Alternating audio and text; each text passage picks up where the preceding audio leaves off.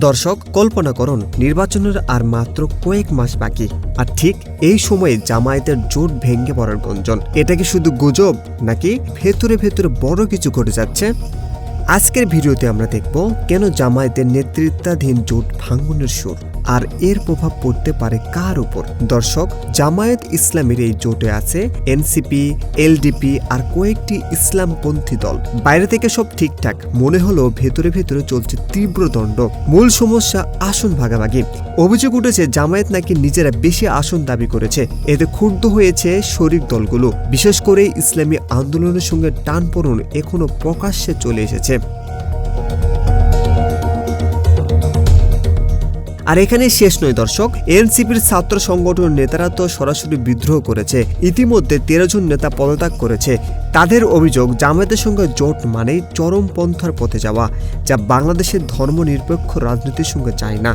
দর্শক, এখান থেকে আসল প্রশ্নটা শুরু হয়, এই ভাঙ্গন কি শুধু জোটের ভেতরে সীমাবদ্ধ থাকবে, নাকি পুরো নির্বাচনকে পাল্টে দেবে? জামায়াতের অতীত ইতিহাস নিয়েও জোটের ভেতরে অস্বস্তি বাড়ছে। 1971 সালে মুক্তিযুদ্ধে তাদের ভূমিকা নিয়ে অনেক দলই একমত হতে পারছেন না। কেউ বলছে আদর্শগত মিল নেই, কেউ বলছে রাজনৈতিক বোঝাপড়া অসম্ভব।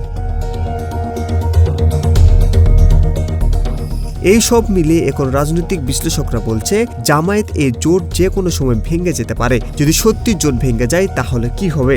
জামায়াত একা পড়বে, তাদের রাজনৈতিক শক্তি কমতে পারে, আর সেই সুযোগ বিএনপি নেতৃত্বাধীন জোট লাভবান হতে পারে। তবে দর্শক, এটাও ভুলে গেলে চলবে না, জামায়াত এখনো মাঠে সংগঠিত শক্তি। তারা এই অস্থির পরিস্থিতিকেও নিজেদের পক্ষে কাজে লাগানোর চেষ্টা করতে পারে। নির্বাচনের আগে আরো নাটকীয় ঘটনা ঘটার সম্ভাবনা উড়িয়ে দেওয়া যায় না।